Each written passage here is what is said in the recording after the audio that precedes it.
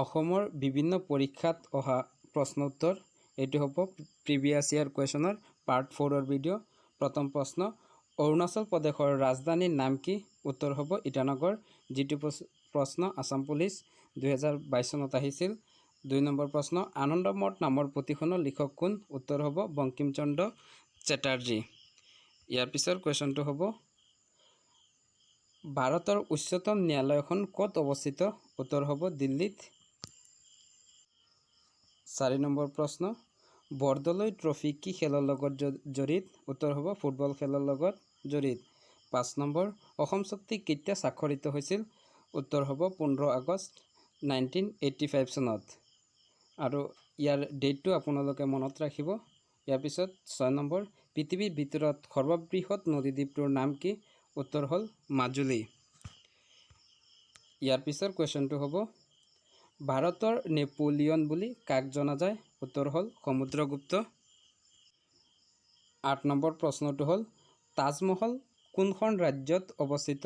উত্তৰ হ'ব উত্তৰ প্ৰদেশৰ আগ্ৰাত।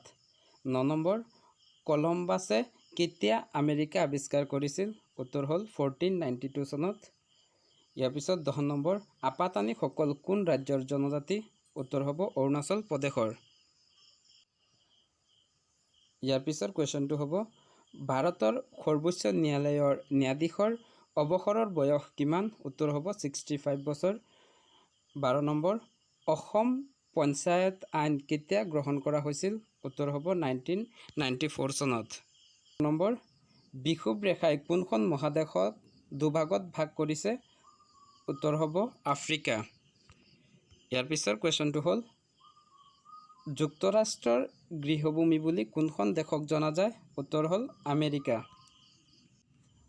ইয়াৰ পিছৰ কুৱেশ্যনটো হ'ল, চিপকো আন্দোলন 1973 চনত আৰম্ভ হোৱা ঠাইখনৰ নাম কি? উত্তৰ হ'ব উত্তৰাখণ্ড। ইয়াৰ পিছৰ কুৱেশ্যনটো হ'ল, ভাষাৰ ভিত্তিত গঠন হোৱা ভাৰতৰ প্ৰথম ৰাজ্যখনৰ নাম কি? উত্তৰ হ'ব অন্ধ্ৰপ্ৰদেশ, আৰু যিখন ৰাজ্য গঠন হৈছিল 1956 চনত। ইয়াৰ পিছৰ কুৱেশ্যনটো হ'ল, বৰপেটা সত্ৰ কোনে প্ৰতিষ্ঠা কৰিছিল? উত্তৰ হ'ব মাধৱদেৱে, আৰু যিটো প্ৰশ্ন আসাম পুলিচ SI 2020 চনত আহিছিল। আৰু লগতে বৰদোৱা সত্ৰ প্ৰতিষ্ঠা কৰিছিল মহাপুৰুষ শ্ৰীমন্ত শংকৰদেৱে।